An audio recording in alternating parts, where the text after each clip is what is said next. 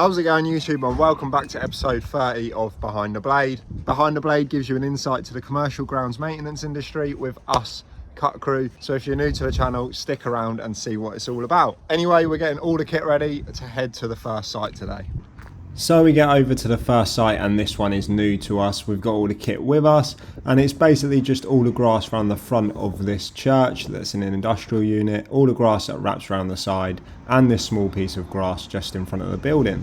So we get straight on cracking with it, and Ash does all the strimming of the fixtures and fittings whilst I run around on the right.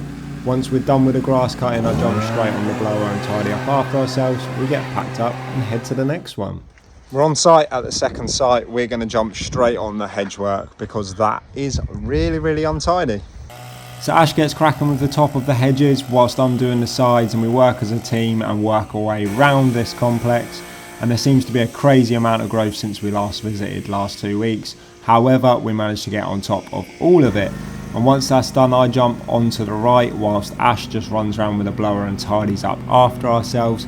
And I get started with cutting the communal areas. There's only 2 communal areas that I can do on the right, so once that's done, I head straight back to the trailer. Ash has already done the wee bang work, and we head to the next one. Straight on with it, no messing. We get straight on with trimming all the edges as Ash is on the right doing this small bit of grass. There's not a lot of grass here, so we are literally in and out. We get the kit back onto the trailer and we head to the next site. Now, you've already been to this site before. We did it for the first time in the last video. We've just got the hedges over there to do this time, and then obviously the grass that we did last time.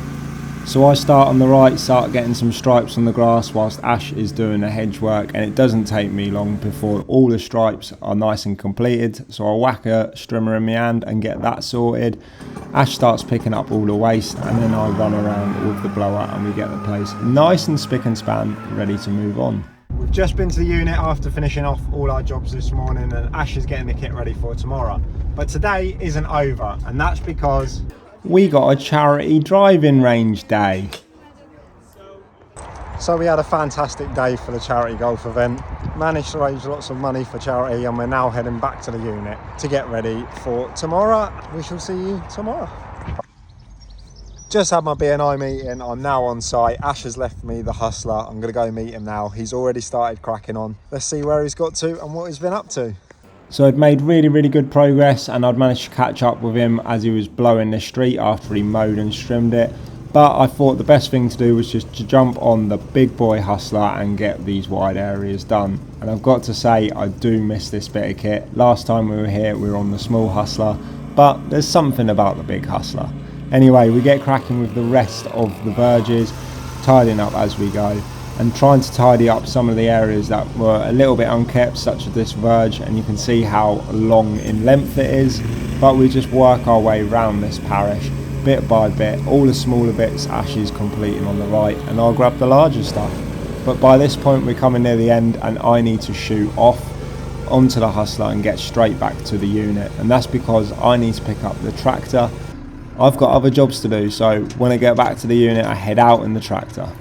So I'm here at Cranford Dog Walking Park. I've just got to shut the gates. On the way here, I filled the tractor up and we are ready to mow. So we'll drop the Trimax, get her greased up, start mowing. What a beautiful day it is. And it was a beautiful day, however, without aircon, it's not so fun. Nonetheless, I get started with the boundary and decide that maybe some fresh air is needed, so we get that door open, and mowing with that door open, there's no other better feeling. Moving my way around the obstacles, stripe by stripe, I work my way through this field, and luckily it was quite a pleasure to do. As you can see, I'm on my last stripe here, so that means we can move through to the next field now.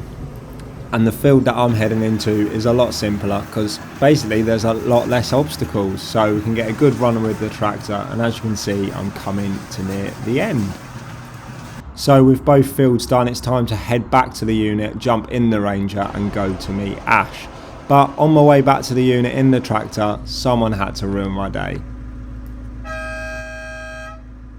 So when I got to this site, Ash had already completed the large lawn on the hustler and he was out on the right doing the smaller bits. So I thought I'd grab the hustler and get that back to the vehicle, and I had to swap the trailer over to the Ranger. But that was pretty much us. And there we have it. I've got one quick little strimming job to finish. Ash is on the way back to the unit to get rid of the trailer. Then I need to go home and prepare for tonight's first CutCrew competitions raffle. And that's the end of today. So I will be working tomorrow. Ash has got the weekend off, so I'll see you tomorrow.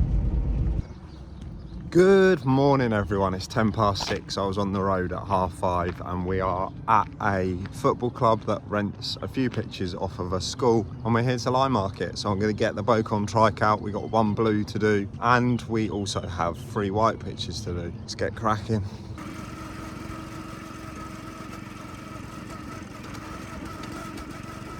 Right, we're all done. I've done my 3 white pitches, I've done my 1 blue pitch. I'm just putting the flags back and we're on to the next one. It's Tuesday morning, we've just had a long weekend and I'm on my way back in. It's 6 o'clock. This weekend was a bank holiday, it was the King's coronation, so congratulations to the King. I'm just reflecting on the bank holiday because most of the time bank holidays are an amazing thing for PAYE people, or you know, people that get a day off, couple of days off and still getting paid the same amount. But I always find that it brings different stresses to business owners. Let me know if you think the same.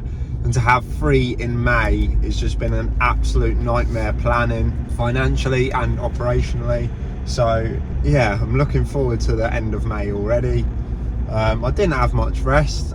I obviously had some days off, but my mind was ticking all weekend. Anyway, I'm on the way to the unit to meet Ash. We'll get loaded up and get to the first job. We are on site, we got the kit with us, we're going to crack straight on. There's lots of bits that need strimming and spraying up. I'm going to run around with a hedge cutter quickly and just get the wispy bits, and then we've got some mowing to do. So as I'm doing the hedge work, Ash jumps straight on the strimmer and gets all of the untidy bits tidied.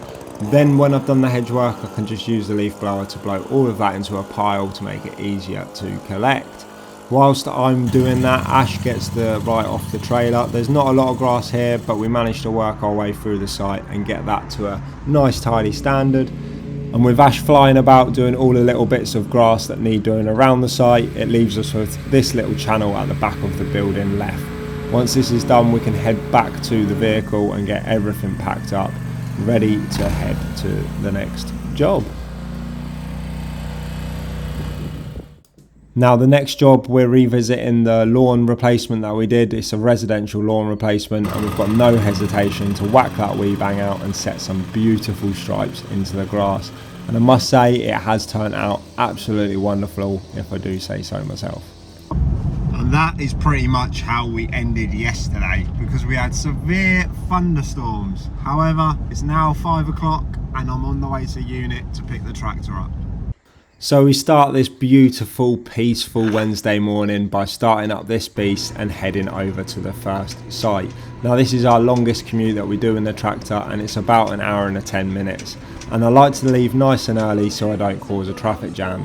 But sometimes that isn't always the case, as you can see by all the overtaking cars.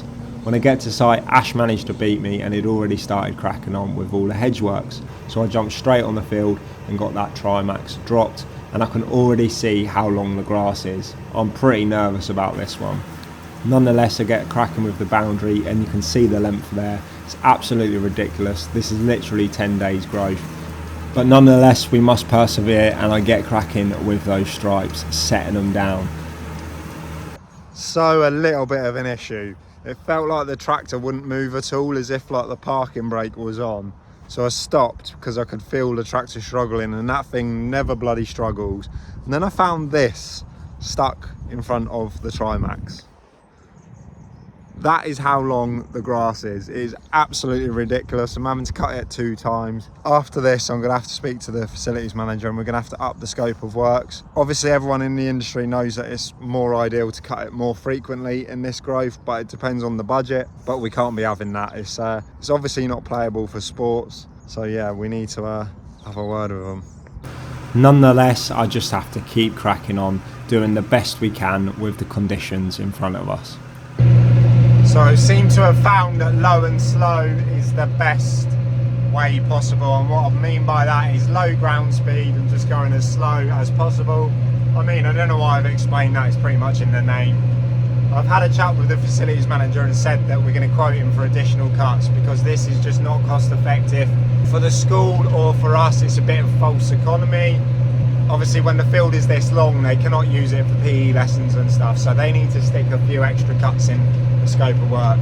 We're getting on with it. Ash is doing a really good job of the perimeter hedge work. So he's basically had to cut all the way along the edge of the fence for the astro. And we've also got some extra bits we've been asked to do today. So we're gonna have to get this field blown up before we can line mark it to get rid of some of the debris. So yeah, we've still got a lot to do. Better crack on. So once the main body of the field was done, I just ran around the athletics track once again to try get rid of a little bit more mess. Whilst I was doing that, Ash was ghostbustering with the right and the backpack blower to try clear some of these lines up. We literally went over this so many times, even trying the right. But in the end, we just went with the old manual labour, blowing down each and every line, and it did take absolutely ages.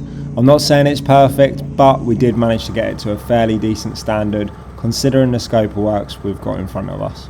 So as you saw in the last clip, Ash had already started to do the line marking, but I jumped on the right to do all of the bits that the tractor can't get. God, that took way longer than it should have. We're normally in and out of here in about 2 hours. I think we've been here for like 3.5, nearly 4 hours, but we're done, ain't we? Yeah.